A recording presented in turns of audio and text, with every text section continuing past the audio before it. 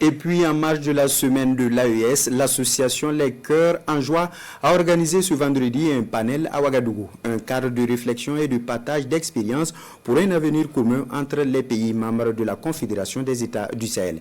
L'initiative vise à galvaniser les forces de sécurité du Burkina Faso, du Mali et du Niger dans leurs actions. Roger Kam, Sayouba Souré, reportage. Une rencontre de dialogue pour un avenir radieux des peuples de la Confédération des États du Sahel. Ce cadre de dialogue entend donc consolider les acquis de fraternité, de tolérance et l'acceptation de l'autre entre les trois pays.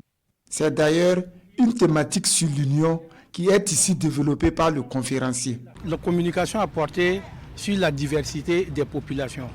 Au-delà de ça, nous avons des actions fortes entreprise par les trois chefs d'État à travers la création même de la Confédération des États du Sahel, le projet de création d'une armée unifiée, d'une radio commune, le projet d'intégration renforcée, la libre circulation des personnes et des biens, ainsi que le droit d'établissement et de résilience.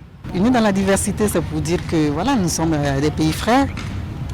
On peut ne pas parler la même langue, on peut ne pas manger la même nourriture, mais nous demeurons des frères. Voilà, donc c'est ce message que nous voulons passer à travers notre activité. Le panel vise également à soutenir et à encourager les forces combattantes de l'espace confédéral.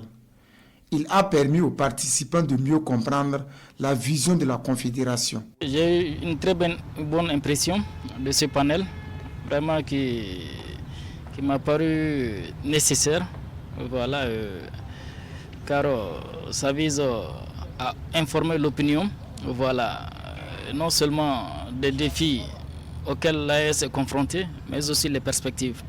Organisée par l'association Le Cœur en Joie, cette rencontre annonce la première édition de la semaine de l'AES qui se tiendra du 26 au 30 juin prochain à Ouagadougou.